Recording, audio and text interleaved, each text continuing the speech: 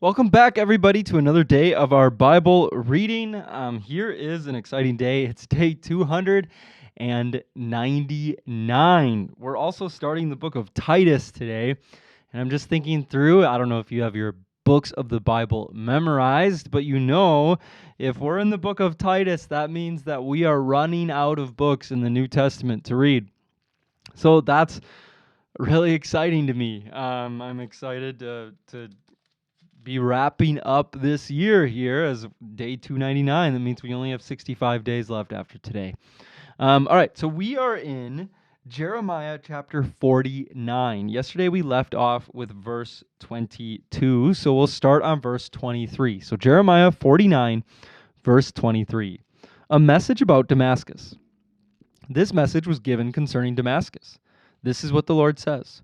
The towns of Hamath and Arpad are struck with fear, for they have heard the news of their destruction. Their hearts are troubled like a wild sea in a raging storm. Damascus has become feeble, and all her people turn to flee. Fear, anguish, and pain have gripped her as they grip a woman in labor. That famous city, a city of joy, will be forsaken. Her young men will fall in the streets and die, and her soldiers will all be killed, says the Lord of the heaven's armies. And I will set fire to the walls of Damascus that will burn up the palaces of Ben-Hadad. A message about Kedar and Hazor. This message was given concerning Kedar and the kingdoms of Hazor, which were attacked by King Nebuchadnezzar of Babylon. This is what the Lord says: Advance against Kedar. Destroy the warriors from the east. Their flocks and tents will be captured, and their household goods and camels will be taken away. Everywhere shouts of panic will be heard. We are terrorized at every turn. Run for your lives, says the Lord. Hide yourselves in deep caves, you people of Hazor. For King Nebuchadnezzar of Babylon has plotted against you and is preparing to destroy you. Go up and attack that complacent nation, says the Lord. Its peoples live alone in the deserts, without walls or gates. Their camels and other livestock will all be yours. I will scatter to the winds these people who live in remote places.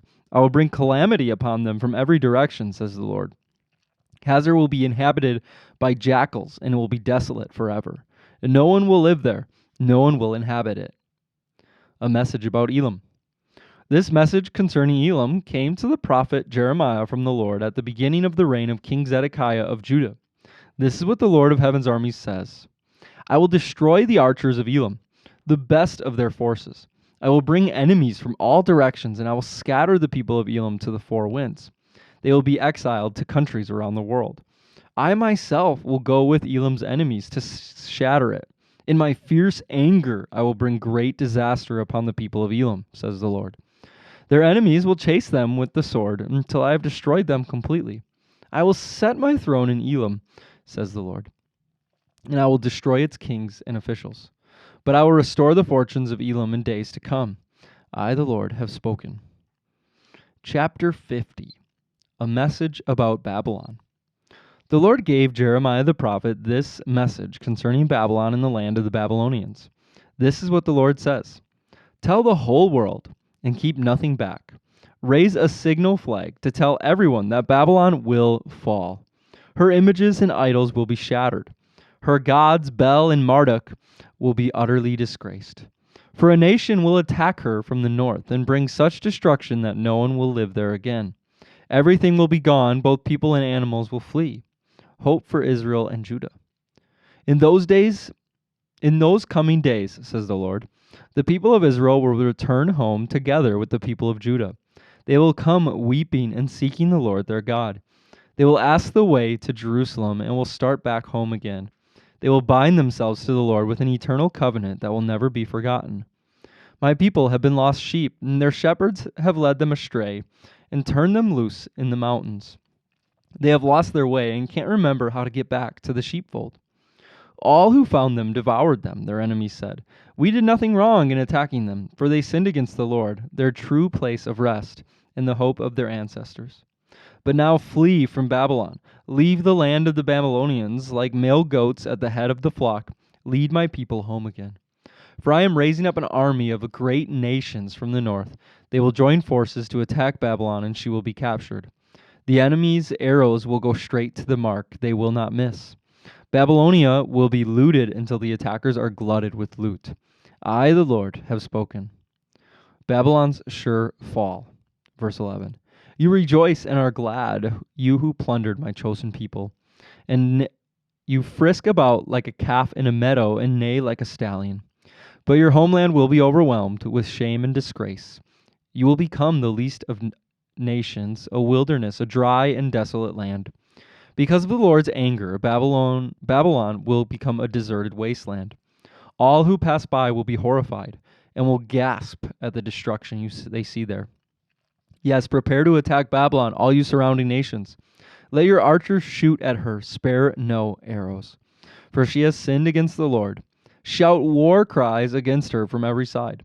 Look, she surrenders. Her walls have fallen. It is the Lord's vengeance. So take vengeance on her. Do to her as she has done to others. Take from Babylon all those who plant crops. Send all the harvesters away. Because of the sword of the enemy, everyone will run away and rush back to their own lands. Hope for God's people. Verse 17. The Israelites are like sheep that have been scattered by lions. First the king of Assyria ate them up. Then King Nebuchadnezzar of Babylon cracked their bones. Therefore, this is what the Lord of heaven's armies, the God of Israel, says. Now I will punish the king of Babylon and his land, just as I punished the king of Assyria. And I will bring Israel home again to its own land, to feed in the fields of Carmel and Bashan, and to be satisfied once more in the hill country of Ephraim and Gilead. In those days, says the Lord, no sin will be found in Israel or in Judah, for I will forgive the remnant I preserve. The Lord's judgment on Babylon, verse 21. Go up, my warriors, against the land of Meriathim, and against the people of Pekod. Pursue, kill, and completely destroy them, as I have commanded you, says the Lord. Let the battle cry be heard in the land, a shout of great destruction. Babylon, the mightiest hammer in all of the earth, lies broken and shattered. Babylon is desolate among the nations. Listen, Babylon, for I have set a trap for you. You are caught, for you have fought against the Lord. The Lord has opened his armory and brought out weapons to vent his fury. The terror that falls upon the Babylonians will be the work of the sovereign Lord of heaven's armies. Yes, come against her from distant lands. Break open her granaries.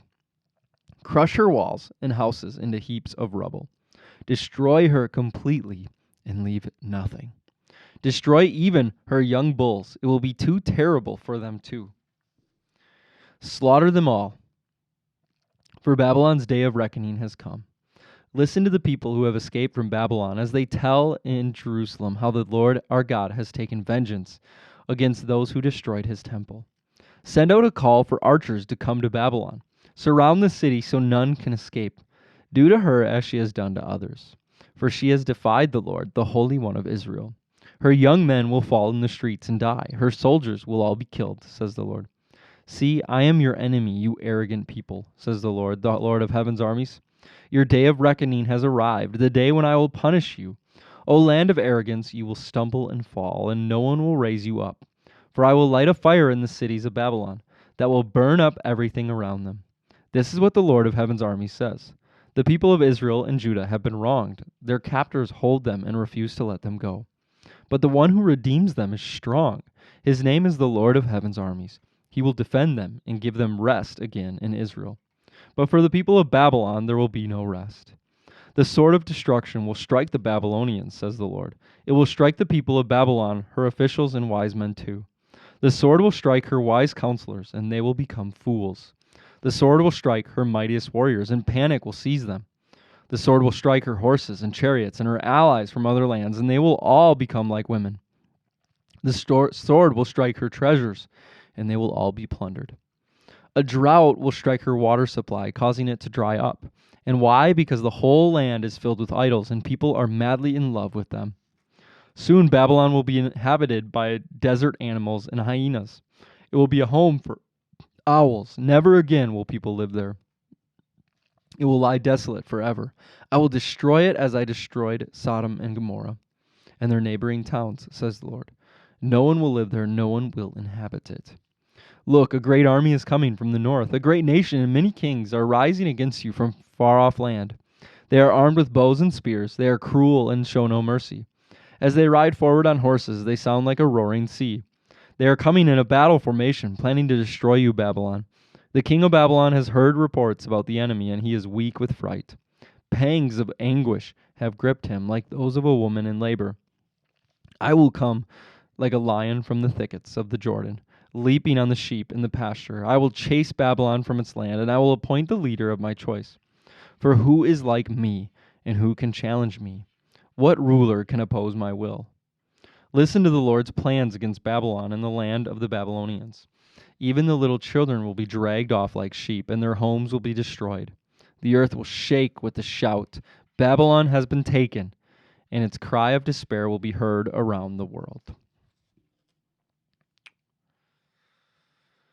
All right, so tomorrow we will continue with the judgment that is coming to Babylon. There, as they will get their match. And the Lord will take vengeance, even though they were, doing the Lord's work, the Lord's judgment upon the people of Israel. Obviously, they don't worship the Lord, and obviously, they have their own gods that we read today. So despite the fact that they did the Lord's work, there is still judgment coming on their evil actions and on their evil lifestyles. All right, so then we're going to start a new book. It's a short book. It's just a few chapters, 3 chapters long. The book of Titus. So here we go. The book of Titus, chapter 1, where we see greetings from Paul. This letter is from Paul, a slave of God and an apostle of Jesus Christ. I have been sent to proclaim faith to those God has chosen, and to teach them to know the truth that shows them how to live godly lives. This truth gives them confidence that they have eternal life, which God, who does not lie, promised them before the world began. And now at just the right time he has revealed this message, which we announce to everyone. It is by the command of God, our Savior, that I have been entrusted with this work for him. I am writing to Titus, my true son in the faith that we share. May God the Father and Christ Jesus, our Savior, give you grace and peace. Titus's work in Crete. Verse 5. I left you on the island of Crete, so you could complete our work there and appoint elders in each town as I instructed you. An elder must live a blameless life, and he must be faithful to his wife, and his children must be believers who don't have a reputation for being wild or rebellious. A church leader is a manager of God's household, so he must live a blameless life. He must not be arrogant or quick-tempered, and he must not be heavy drinker, violent, or dishonest with money. Rather, he must enjoy having guests in his home, and he must love what is good. He must live wisely and be just.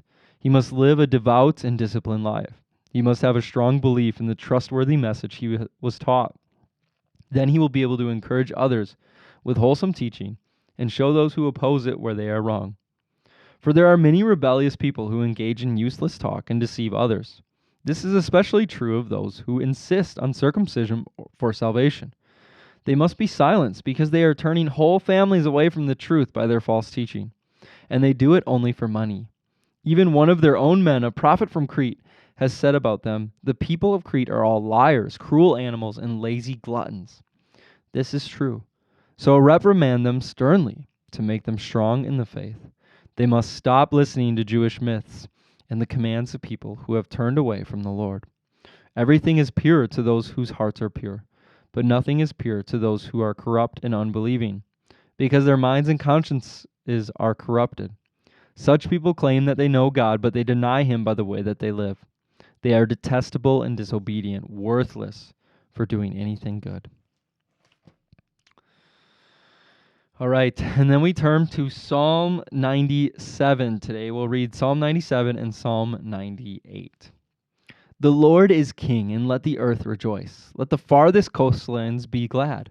Dark clouds surround him. Righteousness and justice are the foundation of his throne. Fire spreads ahead of him and burns up all his foes. His lightning flashes out across the world, and the earth sees and trembles. The mountains melt like wax before the Lord of all the earth. The heavens proclaim his righteousness. Every nation sees his glory. Those who worship idols are disgraced, and all who brag about their worthless gods, for every god must bow to him. Jerusalem has heard and rejoiced, and all the towns of Judah are glad because of your justice, O Lord. For you, O Lord, are supreme over all the earth. You are exalted far above all gods. You who love the Lord hate evil. He protects the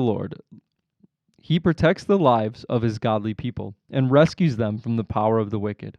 Light shines on the godly and joy on those whose hearts are right. May all who are godly rejoice in the Lord and praise his holy name. Psalm 98. Here is the description of this psalm. It is a psalm. Interesting. Sing a new song to the Lord, for he has done wonderful deeds. His right hand has won a mighty victory. His holy arm has shown his saving power. The Lord has announced his victory and has revealed his righteousness to every nation. He has remembered his promise to love and be faithful to Israel. The ends of the earth have seen the victory of God. Shout to the Lord, all the earth. Break out in praise and sing for joy. Sing your praise to the Lord with the harp. With the harp and melodious song, with trumpets and the sound of the ram's horn.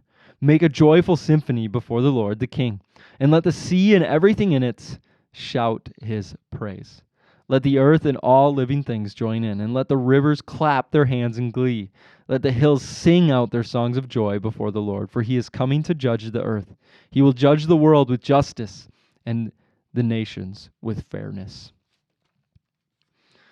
All right, and then we wrap up our scripture reading today with Proverbs 26, verses 13 through 16.